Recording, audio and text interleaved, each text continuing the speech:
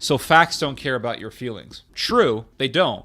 But that doesn't mean you should ignore your feelings. Because if you sense that something is wrong, I'm not saying you should automatically agree with that sense, but when has your gut instinct ever been wrong? The answer is never.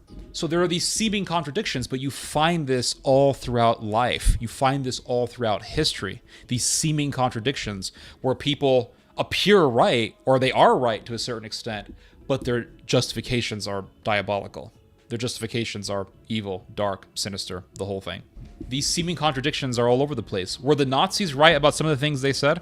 I hate to say it, but yes. You don't rile up an entire nation just spouting bullshit. That's not how anything works. You gotta give people a bunch of facts so they can say, yeah, we see that. People aren't stupid. But the Nazis were evil. The New York Times once dubbed the Princeton professor Robert George, who has guided Republican elites for decades, the reigning brain of the Christian right. So this guy named Robert George, he is a Princeton professor, and he has been dubbed as this major voice for American conservatives. Last year, he issued a stark warning to his ideological allies.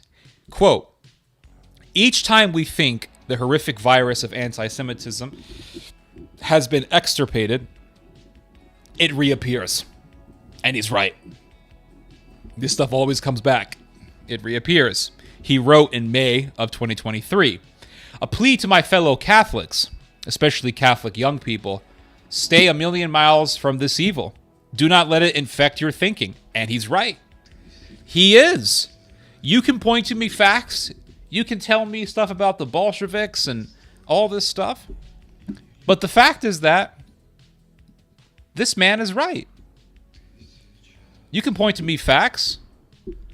But nonetheless, the people who are pointing to me certain facts about this and that, they're telling me about the Bolsheviks and all that, I could say, yeah, you're right. I'm not going to deny what you're saying. They can tell me about George Soros. They can tell me about Mr. Fink over there at BlackRock. They can tell me about the whatever, et cetera, et cetera. They can tell me about various different things, different organizations, the Southern Poverty Law Center, whatever. But one thing I've noticed about all these people is that they will always direct you to Nazism. Well, you should always, not me. All right, generally speaking, they will guide you to Nazism. It's basically what they're giving you, what they're introducing to you is basically a Trojan horse. It's like a gateway drug into Nazism. It's interesting because Candace Owens, she says a lot of things that are true. But again, Candace Owens is sort of like a gateway drug because, yeah, she'll say things that are true about such and such, but then she'll say, well, were the Nazis really that bad? So it's a gateway drug. It's an introduction. It's a penetration into your mind to eventually just rape your brain with this stuff. It's very dangerous. And it's very seductive. It's very, very seductive. Considering the times that we are living in now. What type of thing are we seeing? In our own day and age? We're seeing a lot of talk about crime rates. Right? You go onto Twitter, it's on Twitter all the time. Crime rates. And they're showing you videos of black people robbing a store and doing this and doing that. And you say, well, yeah, all these things are happening. Right? They can give you crime statistics and they can give you this statistics and all these things. But when you start seeing people calling black people parasites, you're essentially saying they need to be exterminated. What do we do with parasites? What do we do with parasites? We kill them. Right? We don't tolerate parasites. You got a parasite in your body, you got to kill it. Bottom line. You have to kill the parasite or else it's going to kill you or severely damage you. When you start seeing people calling blacks parasites, you're basically saying they should be killed. And there lies the problem. There lies the evil. So they give you something that's true, but it's just a way to sweeten up the pill so that you can swallow it. This is why it's so dangerous. People with evil intentions but facts. People who have facts but evil intentions, are the most dangerous people in the world. They are the most dangerous people in the world because they can convince entire masses. Because how can you argue with him? He's giving you facts. How can you argue with him? That's why we should not just look at facts. We should also look at motivations.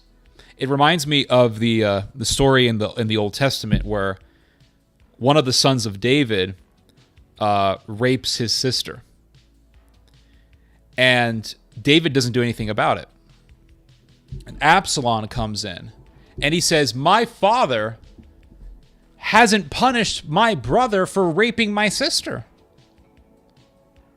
And the thing is that Absalom was right. Absalom stirred up the entire nation of Israel to do a civil war against his father. But he was justifying it with facts. He was saying, my brother raped my sister. My dad didn't do a damn thing about it. My father is unjust. And it's like, you can't really argue with him. Because I've read that story a number of times in the Old Testament. And every time I read it, I catch myself agreeing with Absalom. I catch myself agreeing with Absalom, guys. Because Absalom was right. He was presenting facts. But what were his motivations? What were his motivations? His motivation wasn't just his sister. His motivation was not just avenging his sister. It's part of it. I'm sure it was a part of it. But his ultimate motivation was to overthrow his dad. He found the reason, or he found the pretext or justification to lead a revolution against his father. So was Absalom right about the things he said about his dad? Yeah, he was. It's indisputable. But Absalom was evil because he had evil motivations. The most dangerous people alive, in my opinion, when it comes to ideology and leading people astray, are the people who use facts to justify evil. Because you can't argue with them. You have to say, you're right, but I question your motivation. What is your motivation? Those are the most dangerous people. But again, you actually have to find out what their motivation is before you make such a statement. But you can see someone's evil motivations by their actions. That's why I disagree, and I've always disagreed with that rhetoric of Ben Shapiro, which is facts don't care about your feelings. Because what it does is it takes this concept of facts. I'm just going to enlarge my screen here because I'm talking right now. I'll go back to the article once I'm done with this thought, expressing this thought. The reason why I have a problem with this way of thinking, and let me know if the music is too loud, guys. The reason why I have a problem with this thinking is because it takes the concept of facts and it elevates it as this supreme be-all, end-all idea that we cannot really question. It's like, well, you can't question facts. Sure, you cannot question facts, right? You shouldn't question facts. But you should question the motivation. So facts don't care about your feelings.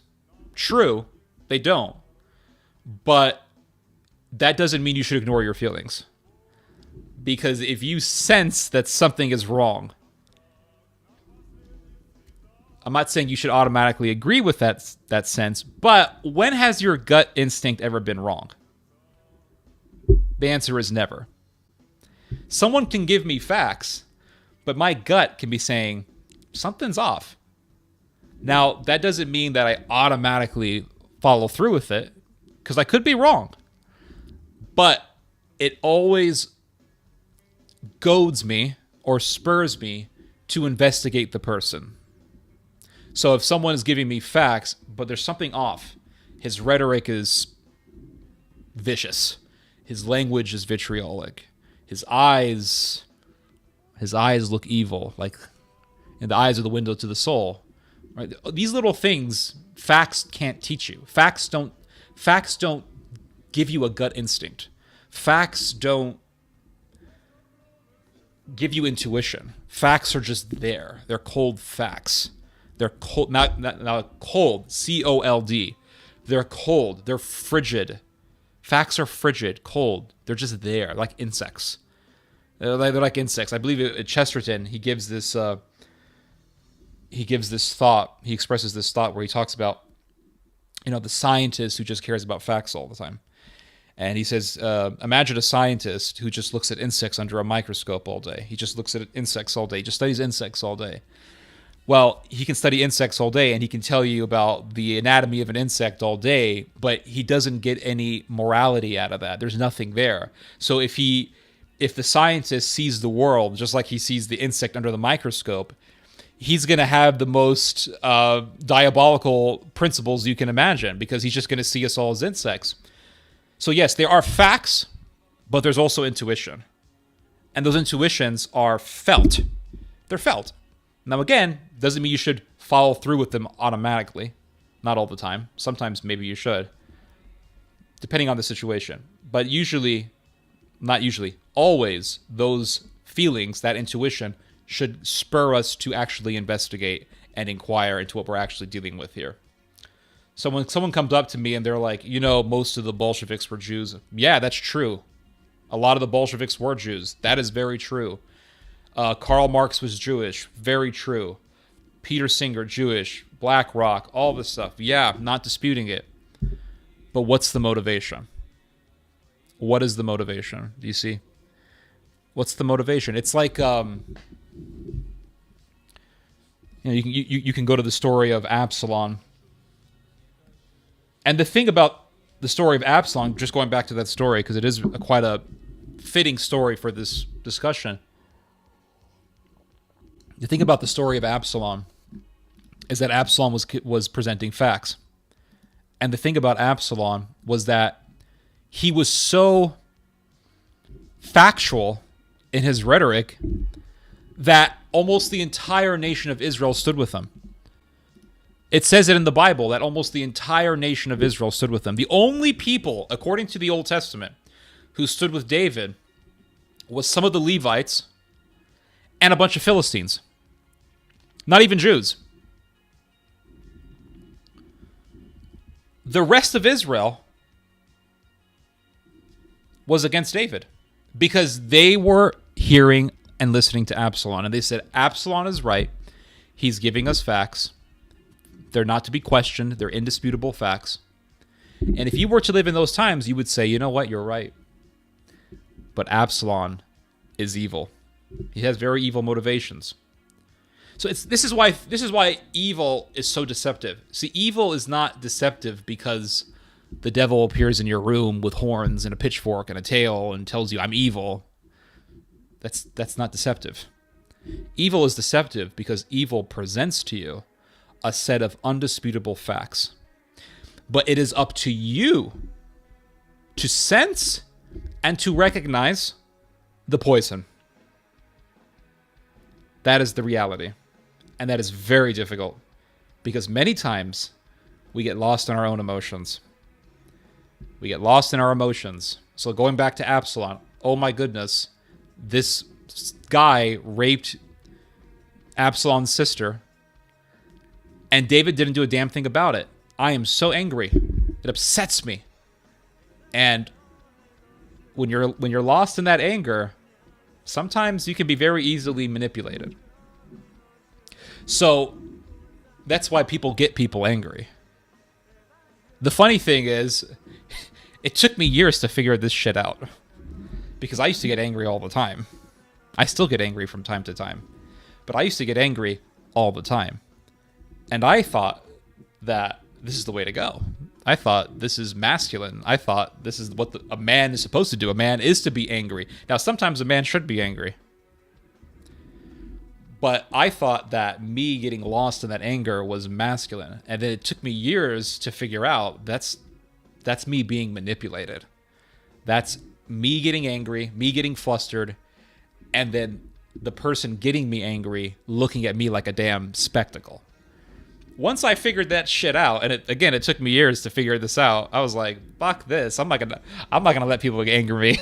Like, I don't want to let people anger me. Although it's gonna happen again because I'm human at the end of the day. But people get lost in their emotions. And when they're lost in their emotions and they're in a mob, very dangerous. So if you present to people facts, you say, here's what's happening. They're raping our women. Let's say it's true. What's the motivation? What's the motivation? The motivation could be to exterminate all the people who are of the same race as the perpetrators who committed those crimes. And are you going to kill innocent people because of the crimes of some of the people, some of the members of that particular ethnic group, or of that particular religious group, or of that particular people? You see? It's like Judas complaining the price. Exactly. That is another example. And the Bible has multiple examples like this. Judas is another perfect example. Judas said, because Jesus, I mean, you guys I'm sure have all heard the story, but a prostitute comes to Jesus and she puts perfume on Jesus' feet and she's wiping, her tears are touching Jesus' feet and she's wiping Jesus' feet with her hair. And Jesus said, "You're forgiven." And Judas says that bottle of perfume was super expensive. The money, the perfume bottle should have been sold and the money given to the poor. Was Judas right? I mean, he makes sense, right? If that was truly a bottle of perfume that was really expensive, maybe he was right. He makes a good point. But he had evil motivations. And the gospel makes that very clear. The gospel says that he did not say this because he cared about the poor. It says he said this because he was a thief.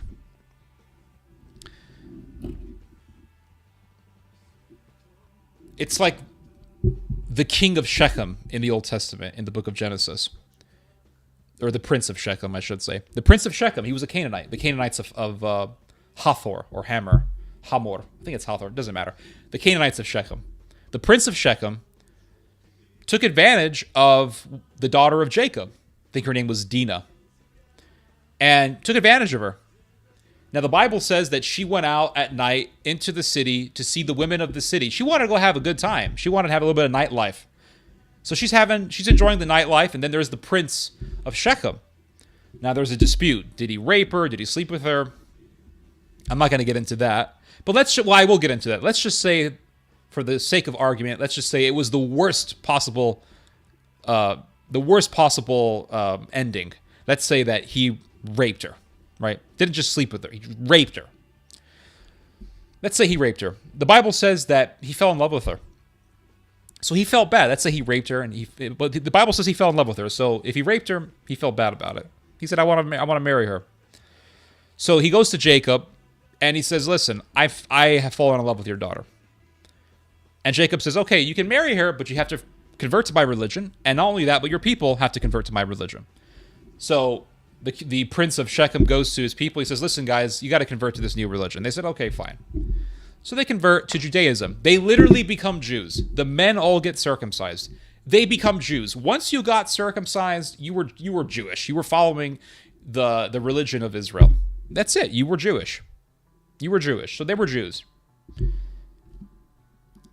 going to change the music up a little bit.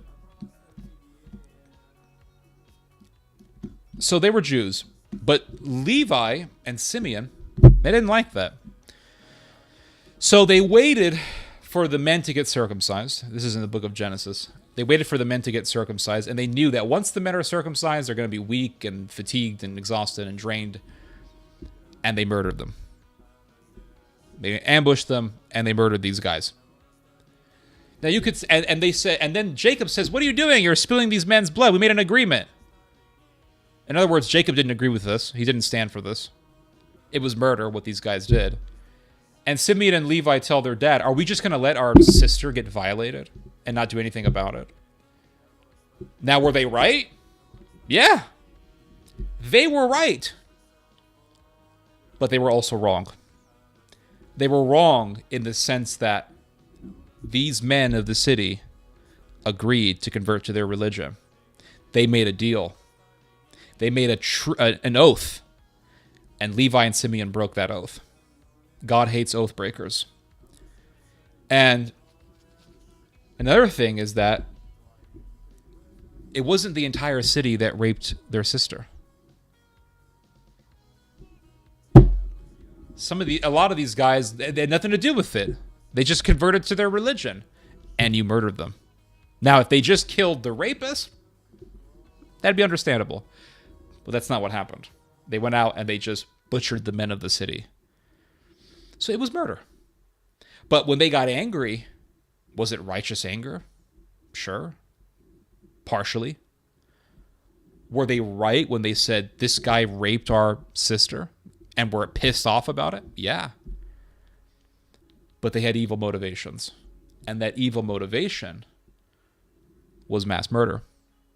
They did not want those people to be a part of Israel because maybe they thought the Canaanites were less than them. Maybe they didn't like the fact that their prince had violated their sister.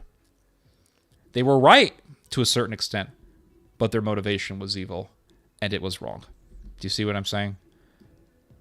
So you see these examples in the Bible. All throughout the Bible, you see this. In fact, I'm thinking maybe I should just write an entire essay on this topic. But you see this throughout history, this seeming contradiction. This seeming contradiction is not only found in the Bible with Absalom, with Levi and Simeon, with Judas. This seeming contradiction is not only found in the Bible, but it's found in life. It's found all throughout life. Now, what do I mean by seeming contradiction? What I mean by seeming contradiction is that, sure, Absalom is right, but he's also wrong. Sure, Simeon and Levi were right, but they were also wrong. Sure, Judas was right about the bottle of perfume, but he was also wrong. So there are these seeming contradictions, but you find this all throughout life. You find this all throughout history. These seeming contradictions where people appear right, or they are right to a certain extent, but their justifications are diabolical. Their justifications are evil, dark, sinister, the whole thing. So, for example, years ago, I debated a guy by the name of Martin Zellner. And Martin Zellner is still around. He's still very well known in the metapolitical activism realm in Germany, Austria, and in France. You can look him up. He's not on YouTube anymore. YouTube got rid of his YouTube channel. But he is, I'm pretty certain he's active on Twitter, and he's also active on some German website. I don't remember. But I confronted Martin Zellner. Why? Well, Martin Zellner, he's a right-wing activist. He is probably the biggest face for the European identitarian movement, very anti-immigration guy, very doesn't want foreigners in his country, the whole thing. Now, I confronted Martin Zellner back in 2017. He was a smart guy. He's a sharp guy, and I really had to prepare for me confronting him. But he agreed to do an interview with me, and I gave him hardball questions. I wasn't rude with him, wasn't vicious, even though people accused me of being vicious with him. I wasn't vicious with him at all. You can see it on YouTube. It's still there. But I gave him hardball questions. And he was so used to... The thing about Zellner is that he was so used to softball questions because he primarily went to right-wing outlets to interview him. He just wasn't ready for it, which is fine. He even told me, he said, if I knew you were going to ask me these questions, I would not have agreed to come. The thing about Martin Zellner is that he was right about a lot of the things that he said. He is right about a lot of the things that he says, but he's wrong. But he's wrong. These seeming contradictions are all over the place. Were the Nazis right about some of the things they said? I hate to say it, but yes. Were the Nazis right about certain things? Yes. You don't rile up an entire nation just spouting bullshit. That's not how anything works. You gotta give people a bunch of facts so they can say, yeah, we see that. People aren't stupid. But the Nazis were evil. Same thing with the Bolsheviks. The Bolsheviks said things that were true. Were peasants being abused? Yeah, they were. And they came to the defense of the peasants. Yeah, that's how they presented themselves, but they were evil. Same thing with the Ukrainian. There was a revolt of the Ukrainians against the Poles. I remember reading about this. And you had the Polish and the Jewish people who were owning the land. You had the Polish landowners, and then you had the Jewish the wealthy Jewish guys who were renting out the land from the Poles, and so you had these Jews who were basically they were overseeing the labor on the land, and they were abusing peasants. And then you had a peasant revolt amongst Ukrainians, and the Ukrainians, they said, we gonna kill every Jew in Pole we find. Now, were these Ukrainians, did they say things that were true? Yeah, I read about the abuse. It's horrendous. They work these guys to death. And they revolted. You're like, fuck, man, those guys are right. But they went out, and what did they do? They just murdered a whole bunch of people. They butchered and killed and slaughtered. It was horrific. Same thing with that, what's his name? John Brown, the guy who led an uprising against the slave owners. Slavery was wrong. Yeah. But go read about what John Brown did with his sickle. Or his skith, whatever you call it. It was freaking brutal. It was evil. Nat Taylor. Was it Nat Taylor or what was his name? This other guy, he led this guy led a slave revolt. Hold up. Nat Turner. Go read about Nat Turner's rebellion.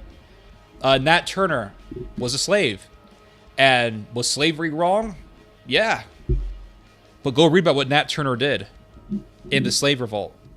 Butchering, cutting infants, hacking people alive. Yeah. Not justified. Did Israel do wrong to the Palestinians? Yes. The Israelis aren't innocent. But was October the 7th justified? No. No, it wasn't. So you always find these contradictions where it's like, these guys are right, but they're wrong. These guys are right, but they're wrong. They're right, but they're wrong. And for some reason, a lot of people just don't recognize this, I noticed. A lot of people just go, he's right, he's wrong. So this guy's right, he must be the good guy. And I'm telling you that's not the case. I'm telling you a lot of the people who you think are right are actually evil. But I'm also here to tell you that the people you think are right are probably right. But they're also wrong. You find this contradiction all over the place. In life, in politics, in history, you find it in the Bible. It's all there. The contradiction of life. Now, somebody here in the comments said, I'll read your guys' comments, hold up, and then we'll resume.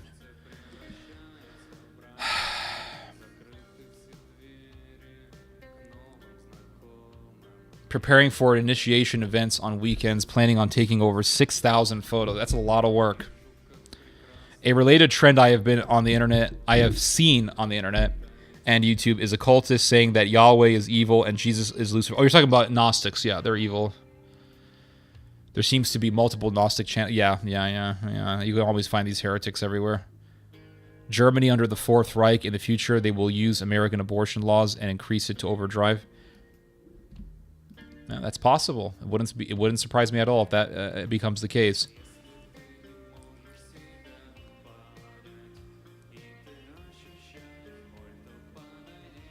Fax with an F-A-X. Yep.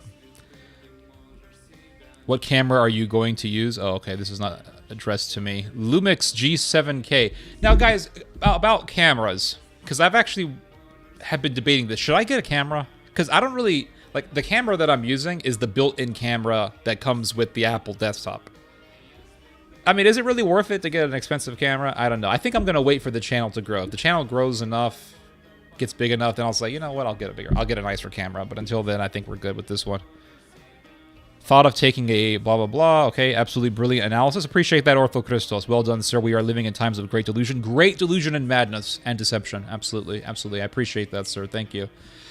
It's like Judas complaining the price. Yep, that's right. The pricey for perfume. That's correct. The real danger of socialism is how all of them present themselves as the good guys and victims of some kind of oppression. That's right. Absolutely. Absolutely. Same thing with, let's say, the Khmer Rouge in Cambodia. I mean, I'm sure they said things that were true about the wealthy people living in Cambodia, that they were abusive or whatever.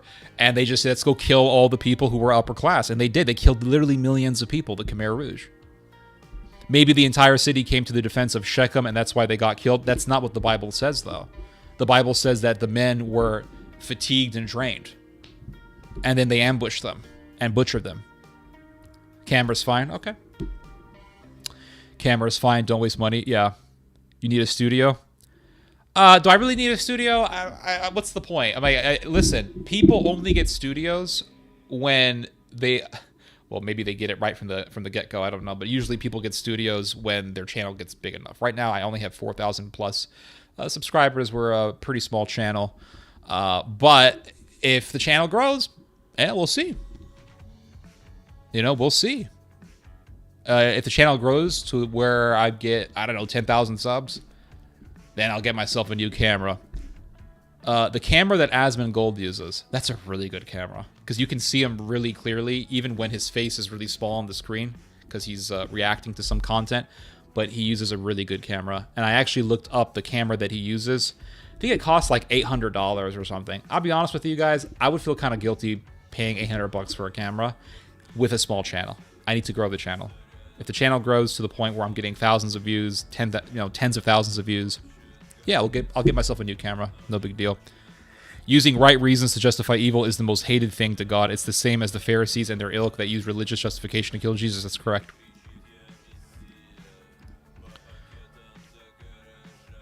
Anyone remember the Haiti slave revolt? Yeah. They butchered all the French people on the island, and it was, like I said, horrific. What should I do with the Kuril Island chain? I don't understand what you're talking about. I feel everything is worse since the pandemic. I agree.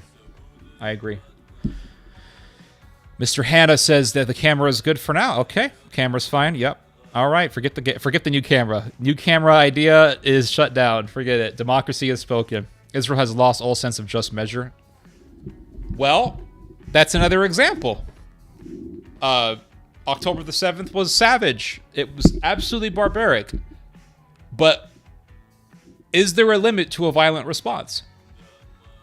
Let me tell you guys something. It is very difficult to argue with people who are pro-Israel, or people who are Israeli, people who are Zionists, people who are pro-Israel. Let's just say pro-Israel, because not everyone is pro-Israel is necessarily Jewish. But it is very difficult to argue with them, because they will give you a lot of facts. Hamas is a terrorist organization. They're a bunch of thugs. They're evil. October the 7th was mass murder. I mean, that was like Charlie Manson on freaking steroids. It's mass murder. Horrific, indiscriminate killing of civilians. Executing people in their homes. Destroying kibbutzes. Burning people's houses so that the people inside of them burn alive. I mean, guys, it is absolutely horrific. Israel is right. When Israel says, we're going to hit this house, we're going to hit this... They're freaking right. We got to kill the terrorists. We got to destroy Hamas. They are right. I would be foolish to sit here and say, well, let's go argue whether or not Israel should kill Hamas. Let's argue about whether or not what happened in 1948 was justified. Well, there was a war. There was a civil war. Arabs attacked Jews. There was a war. Jews won. It's a war. The Arabs lost. The Arabs, did they want to fight the Jews? Yes, they did. And the Arabs lost. And they lost land. Do you know what my opinion is? Get the fuck over it. I think when it comes to the whole Palestinian-Israeli dispute, I really do not like the argument about 1948 or what happened in 1967. It's like, guys, 1948, you guys lost. 1967, you all lost again. You guys lost.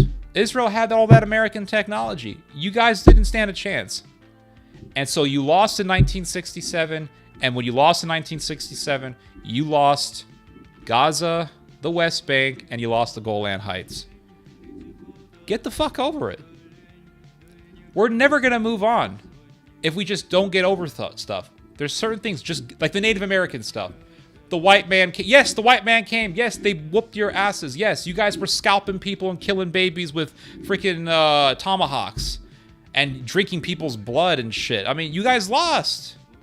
And the way you guys were acting with your cannibalism and your weird demonic rituals, I'm glad you guys lost. Get the fuck over it. That's my opinion. You guys lost the war. That's it. We've been talking about the Native American stuff since we were freaking infants. In America, as soon as, and now I don't know how it is now, but when I was growing up, as soon as you came out of your mom's vagina, they were telling you about the Native Americans. You heard about the Trail of Tears. It never ends, right? That and slavery. It never ends. It's just could we just stop talking about this already? After a while, it gets crazy after a while. Get the fuck over it. So I don't really care about 1948. I don't really care about 1967. You guys lost the war. Now, they were atrocities that were done to Arab people back in the day. Yes. And have the Israelis come face with that reality? Not really. So we should be talking about that. There's nothing wrong with talking about that. But as far as, oh, well, they came and we lost. Like, you guys lost. Now, we should be working on living in peace with each other. The problem is that on both sides, you have people who do not want peace. They don't. Fanatic Muslims in the West Bank and in Gaza, they don't want peace. And fanatic Jews who wear the long curls and they live in trailer parks and they say that they're, restoring Israel, they don't want peace either. They don't mind ransacking some guy's house and burning his car. They're fucking assholes. They'll cut down people's olive trees that have been around for hundreds of years. Cut them down. So fuck those people. They're assholes. I don't like those people. There are people on both sides who don't want peace. And that's what I want to talk about. I don't care about what happened in 1948. And the reality is that, yes, Hamas is a bloodthirsty terrorist organization. I don't like them. When Israel says we should destroy Hamas, they're right. But I am like Piers Morgan. I like listening to Piers Morgan. I think to be honest with you, I think he's somewhat of a voice of reason. Everybody hated him back in the day because he was always talking about guns and you don't need an assault rifle. We need an assault, and everybody hated him. What's this British guy telling us about our Second Amendment? Piers, don't make it's like what Alex Jones told him. Don't make the same mistake your ancestors did in 1776 will rise again. Remember that? But I think Piers Morgan is a voice of reason. And Piers Morgan, I don't agree with everything he says. But I am in his position, morally speaking, when it comes to this war in Gaza. I'm in a moral quandary, as he would say. I'm in a moral quandary or a moral conundrum. Because it's like, yeah, Hamas did this terrible thing. But what is the limit to killing civilians? There's got to be a limit somewhere. And they're just killing. It just doesn't stop. It just doesn't stop. So there has to be a limit. And the motivation of Israel, what's the motivation? We still haven't figured out the whole October the 7th thing. Was there a massacre? Yes. Were there war crimes or atrocities done by the Palestinians? Yes. But I'm not talking about that in this regard. I'm talking about when it comes to totally figuring out October the 7th, I'm actually referring to what the hell was going on in Israel in its intelligence apparatus before October the 7th happened. Because when you read about what was happening, there were a whole lot of people who were saying, listen, something big's going to happen. And Israel didn't do a damn thing about it. They didn't care. And that makes me question the whole thing. Did Israel allow it to happen? Now, for decades, we have been told about Israel's amazing intelligence system, the Mossad, the Shin Bet. They're just all over the place. They got spies everywhere. They have professors in our American universities who are connected to Mossad or who are Mossad. Israel has intelligence operators or intelligence agents all throughout the United States. Right? We've been hearing this stuff for decades. No one can beat the Mossad. Mossad is only like second to the CIA or whatever. Mossad is so good. But they didn't know this was happening. Then they had this billions of dollars. They had this billions of dollars security fence between Gaza and Israel. And from what I understand, this thing could detect a freaking cockroach. It could detect a rabbit. and they didn't see this big old bulldozer. You can see the video of some Palestinian guy on a bulldozer. He's hitting the fence. It just doesn't. I just refuse to believe. And please, well, according to Israel, there was an intelligence. There were mistakes that were made. Mistakes were made. I refuse to believe it. I think I'm being lied to. I get the sense that I'm being lied to. And do you think the Israelis are gonna say we let the whole thing happen? I'm gonna go on a whim here. I'm going to risk myself having egg on my face in the future. I'm going to say they allowed that shit to happen. I'm going to say it. I don't give a damn. They allowed that shit to happen.